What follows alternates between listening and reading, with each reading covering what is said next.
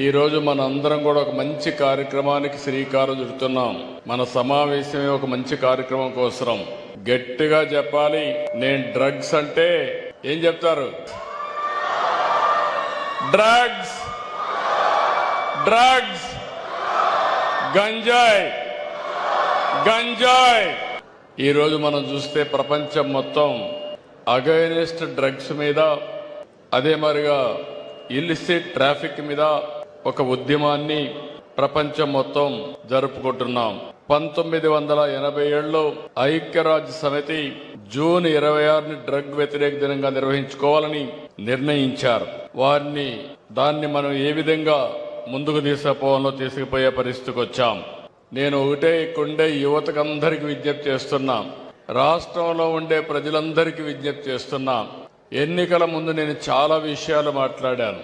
నేను ఒక మాట కూడా చెప్పాను. నేను వస్తానే ఎవరైనా రౌడీలు గాని తోక తిప్పితే తోక కట్ చేస్తానని ఆ రోజే చెప్పాను.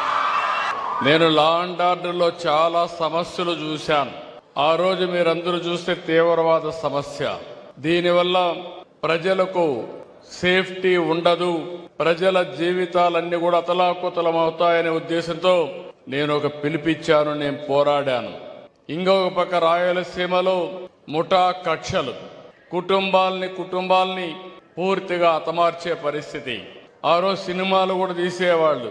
నేను ఆ రోజు ఒకే మాట చెప్పాను, ఇక రాబోయే రోజుల్లో ముఠా కక్షలు ఉండడానికి వీలు లేదు అని చెప్పి రాయలసీమలో ముఠాలను అణిచివేసిన వ్యక్తిని, అణిచివేసిన పార్టీ తెలుగుదేశం పార్టీ అని చెప్పి విజ్ఞప్తి చేస్తున్నా.